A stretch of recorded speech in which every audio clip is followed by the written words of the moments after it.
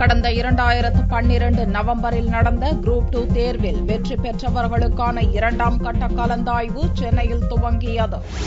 ஒருங்கிணைந்த சார்நிலை பணிகளுக்கான குரூப் 2 தேர்வு 2012 நவம்பரில் நடந்தது. 1262 காலி பணியிடங்களுக்கு நடந்த தேர்வில் 4 லட்சம் பேர் பங்கேற்றனர். இதில் நேர்காணல் அல்லாத காலி பணியிடங்களுக்கு நடந்த முதல்கட்ட கலந்தாய்வில் 864 பேர்களுக்கு தகுதி அடிப்படையில் சான்றிதழ் சரிபார்க்கப்பட்டது. மீதமுள்ள 398 பேரில் திங்களன்று 258 விண்ணப்பதாரர்கள் 2வது கட்ட நேர்காணல் அல்லாத பதவிகளுக்கான கலந்தாய்வில் கலந்து கொள்ள அழைக்கப்பட்டனர். மதிப்பெண் தரவரிசைப்படி அனுமதிக்கப்பட்டு இடஒதுக்கீடு பிரிவு, விண்ணப்பத்தில் அளித்துள்ள தகவல்கள், தகுதியுடைமை மற்றும் காலி பணியிடங்களுக்கு ஏற்ப கலந்தாய்வு நடந்தது. இன்னைக்கு வெரிஃபிகேஷனுக்காக வந்திருக்கேன். காலைல 8:30 வந்துட்டோம்.